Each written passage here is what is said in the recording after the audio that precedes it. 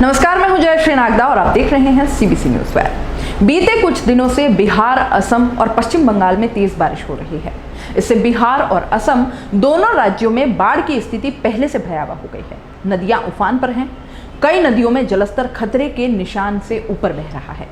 मुजफ्फरपुर और मधुबनी जैसे जिलों के मुख्य मार्ग और गलियों तक में पानी घुस गया है। इसके अलावा भी तमाम शहर में पानी है। मौसम विभाग ने दरभंगा, सीतामढ़ी, पूर्वी और पश्चिमी चंपारण समेत वैशाली और गोपालगंज के लिए अलर्ट जारी किया है। उधर असम में भी स्थिति इतनी भयावह है कि वहां 70 लाख से अधिक लोग इससे बुरी तरह प्रभावित हैं। अलर्ट है कि वहां अभी और तेज बारिश होगी। बिहार और असम के साथ ही पश्चिम बंगाल को भी तेज बारिश का नुकसान झेलना पड़ रहा है। मालदा, जलपाईगुड़ी समेत कई जिलों में तेज बारिश ने बाढ़ की स्थिति को और विकराल बना दिया है। वहां भी जनजीवन अस्त व्यस्त होने के अलावा बाढ़ ने कई चाय बागानों को अपनी चपेट में ले लिया है। तीनों राज्यों की स्थिति हम यहां आपको बता रहे हैं। सबसे पहले बात करते हैं बिहार की, जहां बाढ़ और बढ़ते संक्रमण के बीच लाखों लोग घरों से बाहर रहने को मजबूर हैं। बिहार से बीबीसी और एनी मीडिया रिपोर्ट्स के आधार पर बात करें तो कोरोना वायरस संक्रमण के रोजाना रिकॉर्ड बढ़ते मामलों के बीच बिहार में बाढ़ ने भी तबाही मचानी शुरू कर दी है। उत्तर बिहार के कई जिलों में भारी बारिश के कारण नदियां खतरे के निशान को पार कर गई हैं। आपदा प्रबंधन विभाग के मुताबिक 8 जिलों के 150 से अधिक ग्राम पंचायत क्षेत्रों में रहने वाले 3 लाख से अधिक लोग बाढ़ से प्रभावित हैं। 12,000 से अधिक की आबादी अपने घरों से बाहर है। 5 राहत शिविर चलाए जा रहे हैं। चिंता इस बात की है कि बाढ़ प्रभावित यह जनसंख्या कोरोना वायरस के संक्रमण के दौर में स्टे होम स्टे सेफ का पालन कैसे करेगी।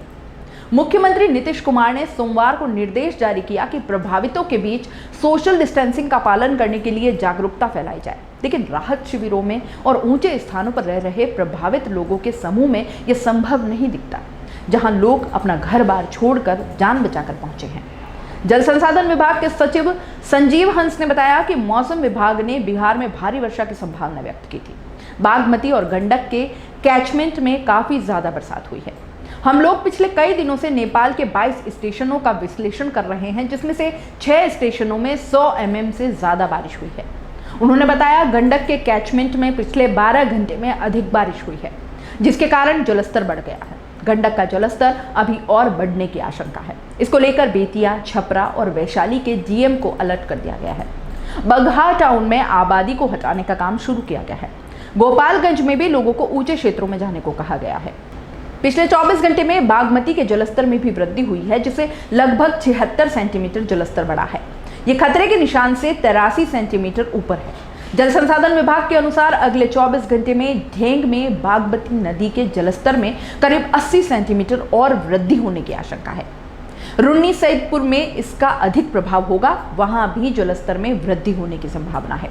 बूढ़ी गंडक नदी का जलस्तर भी बहुत तेजी से बढ़ रहा है, जिससे मुजफ्फरपुर शहर पर भी बाढ़ का खतरा मंडराने लगा है। कमला बलान नदी के क्षेत्र में भी पिछले 24 घंटे में बारिश हुई है, जिसके कारण मधुबनी के जयनगर में लगभग 50 सेंटीमीटर और झंझारपुर रेल पुल के पास 85 सेंटीमीटर की वृद्धि हुई है। राज्य में 20 से 22 जुलाई तक भारी बारिश होने की आशंका है।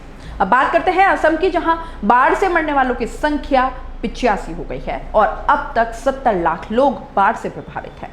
असम में आई भीषण बाढ़ के कारण अब तक आधिकारिक रूप से 85 लोगों की मौत हुई है। राज्य के मुख्यमंत्री सर्बानंद सोनोवाल ने मीडिया से कहा है कि असम में आई बाढ़ से अब तक 70 लाख से अधिक लोग प्रभावित हुए हैं। असम राज्य आपदा प्रबंधन प्राधिकरण की एक ताजा रिपोर्ट के अनुसार असम के कुल 33 में से 24 जिले अब भी बाढ़ के पानी में डूबे हुए हैं। आपदा विभाग की रिपोर्ट में बताया गया कि 2254 गांव पूरी तरह बाढ़ की चपेट में हैं और सोमवार रात तक 24,30,502 लोग प्रभावित हुए हैं। बाढ़ के कारण सबसे ज्यादा नुकसान धुबरी, ग्वालपाड़ा, बरपेटा, मोरीगांव और धेमाजी जिले में हुआ है। प्राधिकरण के स्टेट प्रोजेक्ट कोऑर्डिनेटर पंकज चक्रवर्ती ने बताया कि बाढ़ प्रभावित इलाकों में एनडीआरएफ, एसडीआरएफ तथा स्थानीय प्रशासन के अधिकारी बचाव और राहत के कार्य में लगे हुए हैं। इसके अलावा जिन लोगों के घर पूरी तरह बाढ़ के पानी में हैं, उनके लिए अलग अलग जिलों में 468 राहत शिविर खोले गए हैं, जिनमें फिलहाल 48,107 लोग ठहरे हुए हैं। केंद्रीय जल आयोग की रिपोर्ट के अनुसार इस समय ब्रह्मपुत्र का पानी डिब्रूगढ़, जोरहाट, तेजपुर, ग्वालपाड़ा और धुबरी में अपने खतरे के निशान से ऊपर बह रहा है। जबकि ब्रह्मपुत्र की सहायक नदियां धनश्री, जिया भराली, कोपिली, बेकी और कुशियारा पूरे उफान पर है। डिब्रूगढ़ जिले के रोंगमोला गांव में रहने वाले 39 साल के श्यामल दास का घर बाढ़ के पानी में डूब जाने से वे कई दिनों तक अपने 2 बच्चों और पत्नी के साथ राहत शिविर में थे। इस तबाही के लिए दास अपनी किस्मत को कोसते हुए कहते हैं कि कोरोना वायरस के कारण रोजगार के रास्ते पहले से ही पूरी तरह बंद हो गए थे और अब बाढ़ ने घर खेत भी तबाह कर दिए। आगे क्या करेंगे कुछ सोच ही नहीं पा रहे हैं। दरअसल श्यामल दास का गांव इसलिए सुर्खियों में है क्योंकि यहां से महज 2 किलोमीटर की दूरी पर राज्य के मुख्यमंत्री सर्बानंद सोनोवाल का पैतृक गांव भी है। मुख्यमंत्री के मुलुक गांव में भी बाढ़ ने भारी तबाही मचाई है। बाढ़ से निपट रही राज्य सरकार जहां पीड़ितों तक राहत और बचाव कार्य पहुंचाने का दावा कर रही है, वहीं कामरूप ग्रामीण जिले के डिब्रीडुआ गांव के अदालत खान कहते हैं कि पिछले 1 महीने से बच्चों के साथ राहत शिविर में हूं, लेकिन सरकारी राहत के नाम पर खाने पीने के लिए कुछ नहीं मिला है। खेत और घर के बाढ़ के पानी में डूब जाने से और कोविड-19 के कारण कहीं मजदूरी करने नहीं जा सकते। अगर ऐसे संकट के दौरान सरकार मदद नहीं करेगी तो हम भूखे मर जाएंगे। वन विभाग के अनुसार बाढ़ के कारण कांजीरंगा नेशनल पार्क में अब तक 113 जानवरों की मौत हुई है, जबकि 140 अन्य जानवरों को राष्ट्रीय उद्यान में बचाया गया है। इस दौरान बाढ़ के कारण 9 गैंडों के मरने की भी बात कही जा रही है। अब बात करते हैं पश्चिम बंगाल की। यहाँ भी भारी बारिश के कारण हालात बड़े गंभीर हैं। कोलकाता से बीबीसी और एनी मीडिया रिपोर्ट्स के अनुसार पड़ोसी भूटान में बीते कई दिनों से लगातार होने वाली भारी बारिश ने उत्तरी बंगाल के कई जिलों में बाढ़ की स्थिति गंभीर कर दी है। भूटान के अलावा इस इलाके में भी बीते 4-5 दिनों से भारी बारिश हो रही है। इलाके की तमाम नदियां भूटान की पहाड़ियों से ही निकलती है। ऐसे में उद्गम स्थल पर बारिश से हर साल कूच बिहार, अलीपुरद्वार और जलपाईगुड़ी इलाके बाढ़ के पानी में डूब जाते हैं।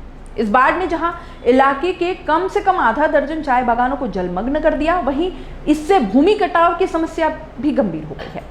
मालदा जिले में महानंदा नदी के तटबंध में दरार के बाद कई तटवर्ती इलाकों में पानी भर गया है।